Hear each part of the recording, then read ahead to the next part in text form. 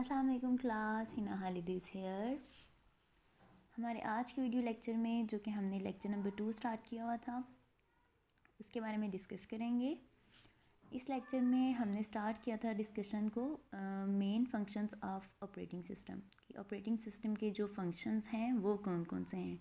तो हमने 5 फंक्शंस जो थे इसके उनको देखा था, जिनमें से फर्स्ट था प्रोसेस मैनेजमेंट, फिर था memory management, file management, security और कमांड इंटरप्रिटेशन। ये सारे किसके फंक्शंस होते हैं? ऑपरेटिंग सिस्टम के फंक्शंस होते हैं। शॉर्टली इनको डिस्क्राइब कर देती हूँ। सबसे पहले था प्रोसेस मैनेजमेंट। प्रोसेस क्या होता है? प्रोसेस को हम जॉब भी कहते हैं, और प्रोसेस और जॉब क्या होते हैं? Running instance of a program. मतलब जो भी हमारी एप्लीकेशन है, जो भी हमारा प्रोग्राम है, जब वो एग्जीक्यूट होना स्टार्ट हो जाता है, जब हम उसको रन करवा देते हैं, तो वो एक प्रोसेस बन जाता है, वो एक जॉब बन जाता है। तो प्रोसेस मैनेजमेंट किसकी फंक्शनैलिटी होती है? ऑपरेटिंग सिस्टम की। ऑपरेटिंग सिस्टम ही इसको डील कर रहा होता है प्रोसेसेस को, ठीक है। जो मल्टीपल प्रोसेस हम रन करवा रहे होते हैं सिस्टम में, उनको कौन बैकएंड पे चला रहा होता है? Operating system. तो प्रोसेस मैनेजमेंट क्या है? बेसिकली प्रोसेसेस को सिस्टम में इस तरह से सबमिट करवाना कि प्रोसेसर जो हमारा सीपीयू है वो आइडल स्टेट में ना रहे। प्रोसेस मैनेजमेंट क्या है? हमारे जो प्रोसेसेस हैं, जो भी प्रोसेस हमारे रन हो रहे हैं, उन प्रोसेसेस को सिस्टम में इस तरह से सबमिट करवाएं कि हमारा जो प्रोसेसर है वो किसी वक्त भी आइडल स्टेट में ना जाए। ये होता है प्रोसेस मैनेजमेंट। उसके बाद हमने डिस्कस किया था मेमोरी मैनेजमेंट। मेमोरी मैनेजमेंट में क्या चीज़ आ रही थी? मेमोरी मैनेजमेंट में ये था कि कितनी मेमोरी जो है वो अभी यूज़ हो रही है, मेमोरी का कौन सा पार्ट यूज़ हो रहा है और मेमोरी का कौन सा पार्ट यूज़ नहीं हो रहा। ये भी जो मैनेज कर रहा होता है वो कौन कर रहा होता है? ऑपरेटिंग सिस्टम ही इसको मैनेज कर रहा होता है। मेमोरी मैनेजमेंट जो है वो ऑपरेटिंग सिस्टम का एक ऐसा मॉड्यूल होता है, ऐसा फंक्शन होता है जिसके 2 टास्क होते हैं, जो चेक रखता है कि मेमोरी का कौन सा पार्ट यूज़ हो रहा है और कौन सा पार्ट यूज़ नहीं हो रहा। और दूसरा काम ये करता है कि जो प्रोसेसेस रन हो रहे हैं उनको मेमोरी एलोकेट करवा देता है, और जो फिर इनको ही डी एलोकेट भी करवाता है। जब तक प्रोसेसेस को ज़रूरत होती है मेमोरी की, तो वो उनको उतनी देर के लिए मेमोरी एलोकेट करवा देता है, और जब वो एग्जीक्यूट हो जाते हैं, जब उनको ज़रूरत नहीं रहती, तो फिर क्या करवाता है? उनको डी एलोकेट भी करवा देता है। मेमोरी मैनेजमेंट में हमने जो 3 चीज़ें पढ़ी थी, जो इम्पोर्टेंट टर्म्स थी, वो थी पेजिंग, स्केजुलर और डिस्पैचर। उसके बाद हमने देखा था फाइल मैनेजमेंट को। फाइल क्या होती है? Collection of related information. अच्छा, फ़ाइल में 3 चीज़ें थी कि फ़ाइल का नेम, एट्रीब्यूट्स और डाटा। जो डाटा होता है फ़ाइल का वो उसका कंटेंट होता है, और एट्रीब्यूट्स में क्या आ जाएंगी? उसकी इंफॉर्मेशन, जैसे कि हमने ये फ़ाइल कब क्रिएट की थी, उसको हमने अपडेट कब किया था। लाइक जब आप MS वर्ड की कोई फ़ाइल बनाते हो तो उसकी प्रॉपर्टीज़ में क्या होता है? वो सारा कुछ मेंशन होता है कि इसका साइज़ क्या है, इसकी कब आपने इसको क्रिएट किया था, वो डेट लिखी होगी, टाइम लिखा होगा, और जब आपने इसको मॉडिफाई किया है वो सारा लिखा होगा। तो वो उस फाइल की क्या कहलाती हैं? एट्रीब्यूट्स कहलाती हैं, ठीक है। जो MS वर्ड की हमने वो डॉक्यूमेंट तैयार किया है, वो एक पूरी वो क्या होगी? वो एक फ़ाइल है। कौन सी फ़ाइल? MS वर्ड की फ़ाइल, जिसका एक्सटेंशन क्या होता है? .docx, ठीक है। तो ये होती हैं फ़ाइल का नेम, एट्रीब्यूट्स और कंटेंट की बात। फ़ाइल मैनेजमेंट जो है वो ऐसा मॉड्यूल होता है ऑपरेटिंग सिस्टम का। हम ऑपरेटिंग सिस्टम के ही फंक्शंस को देख रहे हैं ना, मॉड्यूल और फंक्शन एक ही बात है। फ़ाइल मैनेजमेंट में जो है वो ऐसा मॉड्यूल होता है ऑपरेटिंग सिस्टम का, जो फ़ाइल से रिलेटेड एक्टिविटीज़ को मैनेज कर रहा होता है। File management module operating system का ऐसा मॉड्यूल है जो फ़ाइल से रिलेटेड एक्टिविटीज़ को मैनेज कर रहा होता है। बात कर लेते हैं हम टाइम शेयरिंग की। जब भी आपके माइंड में आता है ये टाइम शेयरिंग का वर्ड, तो आपने ये सोचना है कि जैसे सर्वर जो कंप्यूटर है उसको ज़्यादा से यूज़र्स एक्सेस कर रहे होते हैं, जो हमारा सर्वर कंप्यूटर होता है, क्लाइंट सर्वर एनवायरनमेंट आपको याद होगा, तो जो सर्वर होता है वो तो एक ही होता है ना, लेकिन जो क्लाइंट्स होते हैं वो यहाँ पे मल्टीपल होते हैं। तो अगर एक ही सर्वर को, एक ही कंप्यूटर को मल्टीपल यूज़र्स एक्सेस कर रहे हों, तो हम कहते हैं कि इस सर्वर का टाइम शेयर हो रहा है। ठीक है, इस सर्वर का टाइम शेयर हो रहा है बाय मैनी क्लाइंट्स। तो यही इन्वायरमेंट यहाँ पे है टाइम शेयरिंग का। Simultaneous interactive use of computer system by many users in such a way that each one feels that he/she is the sole user of the system. Simultaneous task क्या होते हैं?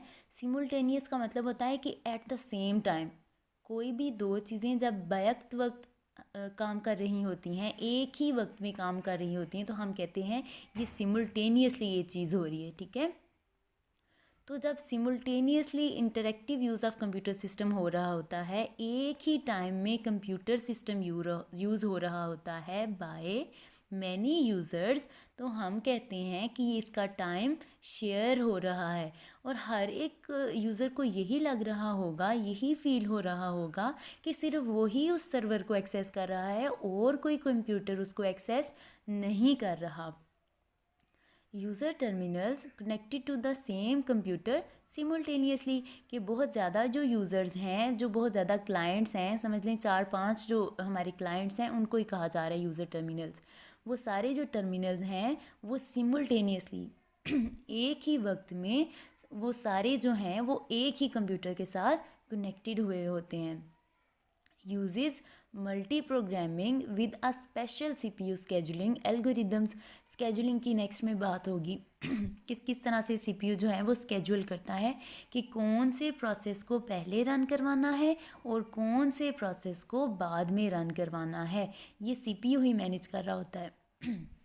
उसके बाद जो टर्म एल्गोरिदम है, इससे तो आप लोग वाकिफ़ ही होंगे। एल्गोरिदम क्या होता है? Set step by step procedure to solve a particular problem.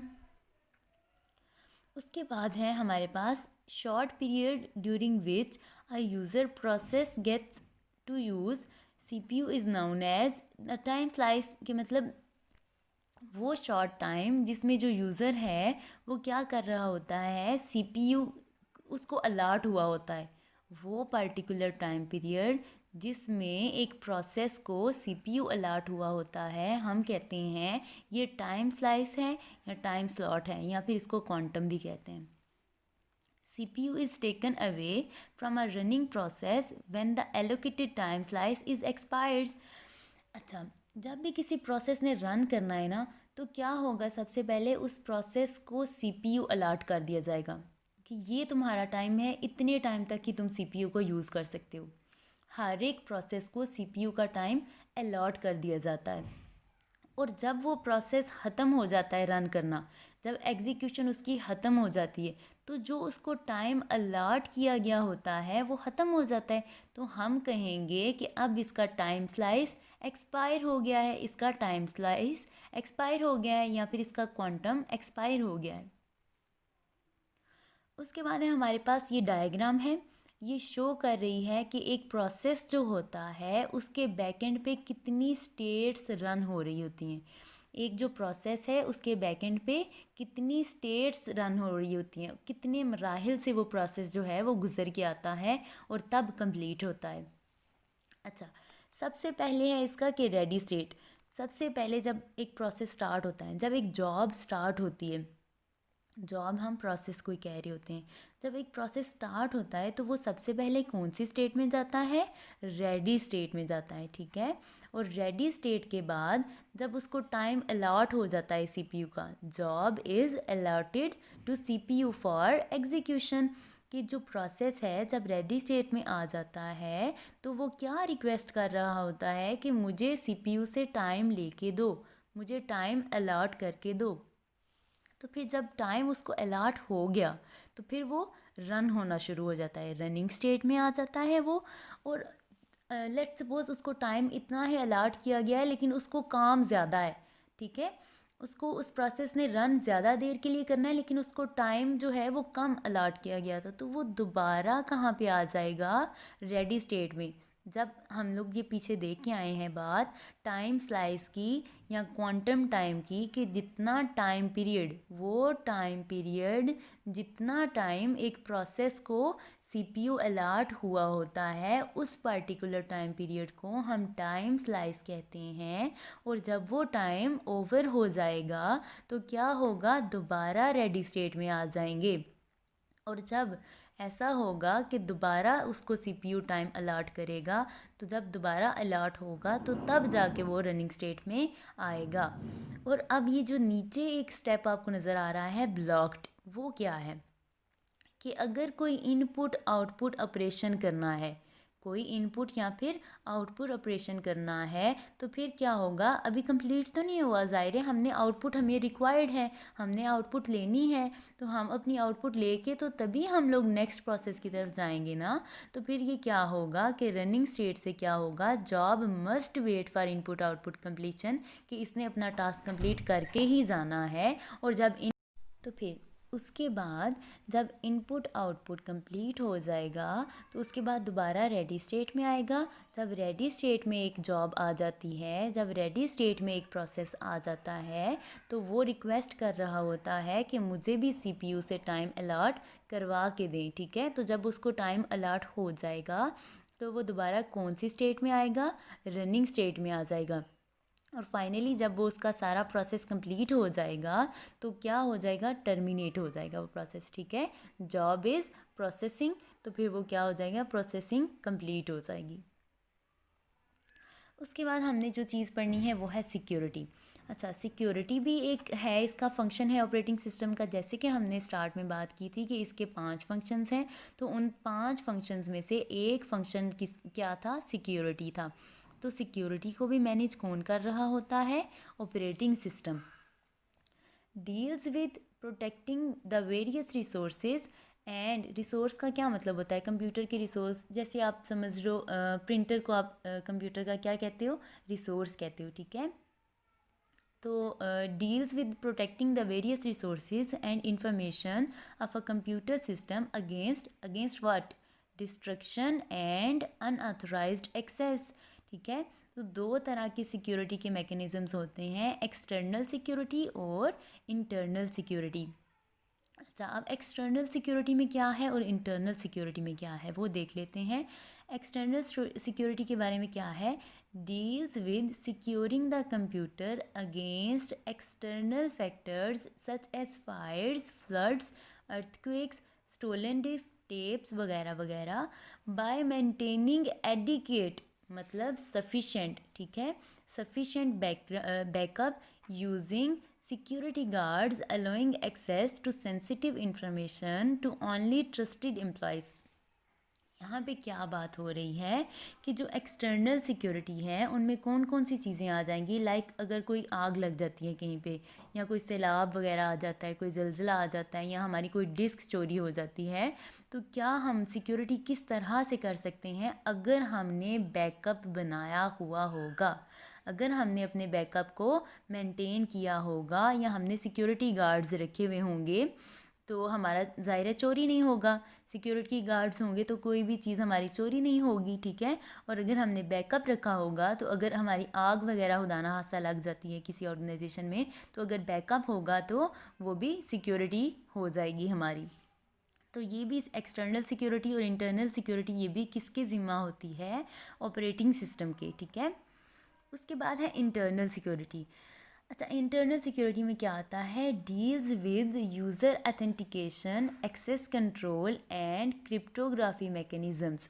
अच्छा, अथेंटिकेशन का क्या मतलब होता है, अथेंटिकेट करवाना यूज़र को, ठीक है।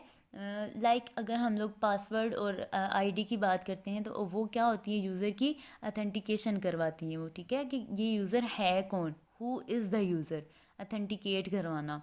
उसके बाद एक्सेस कंट्रोल का मतलब ये होता है कि हम किसको देना चाह रहे हैं कंट्रोल, कि वो हमारी चीज़ों को एक्सेस कर सके, ठीक है। मतलब किसको हम अपना एक्सेस देना चाह रहे हैं, ये चीज़ होती है एक्सेस कंट्रोल। एक्सेस कंट्रोल को आप ऑथराइजेशन समझ लें, ठीक है, कि कौन से अथोराइज्ड पीपल हम रखना चाह रहे हैं और कौन से जो लोग हैं उनको हम कहना चाह रहे हैं कि ये अनअथोराइज्ड यूज़र्स हैं, इनको हमने एक्सेस नहीं देनी। तो ये एक्सेस को जो चीज़ कंट्रोल कर रही होती है वो भी कौन होता है, operating system. And cryptography mechanisms. अच्छा, क्रिप्टोग्राफी क्या होती है, जो प्रोसेस आपने पढ़े होंगे इंक्रिप्शन और डिक्रिप्शन का, कि जब हम लोग डाटा को सेंड करते हैं तो हम उसको क्या कर देते हैं, इनक्रिप्ट कर देते हैं। हम इनक्रिप्शन क्यों करते हैं, कि जो अनऑथोराइज्ड यूज़र्स हैं वो हमारे डाटा को एक्सेस ना कर सके। अच्छा, हम तो अपने डाटा को इनक्रिप्शन फॉर्म में भेज देते हैं, तो जब वो रिसीवर एंड पे जाएगा तो रिसीवर कंप्यूटर तो उस इनक्रिप्टेड फॉर्म को नहीं समझ सकेगा ना, तो वो क्या करेगा कि वो उस डाटा को डिक्रिप्ट करेगा। तो जब डिक्रिप्शन हो जाती है तो हमारा जो डाटा है वो अपनी ओरिजिनल फॉर्म में आ जाता है। ये चीज़ होती है क्रिप्टोग्राफी में। क्रिप्टोग्राफी क्यों होती है, कि हम जो सेंसिटिव इंफॉर्मेशन है उसको सिक्योर कर सकें। यहाँ पे इन तीनों टर्म्स को डिफाइन भी किया गया है, यूज़र अथेंटिकेशन, एक्सेस कंट्रोल और क्रिप्टोग्राफी।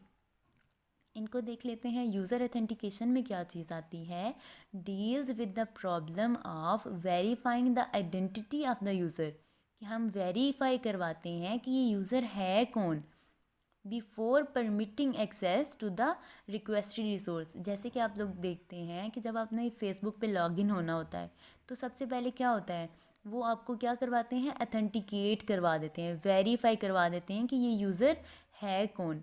उसके बाद वो किस लिए होता है, वो सिक्योरिटी पर्पज़ के लिए होता है ना, ठीक है। यूज़र की अथेंटिकेशन किसके लिए होती है, सिक्योरिटी पर्पज़ के लिए होती है। उसके बाद जो दूसरी चीज़ है वो है एक्सेस कंट्रोल।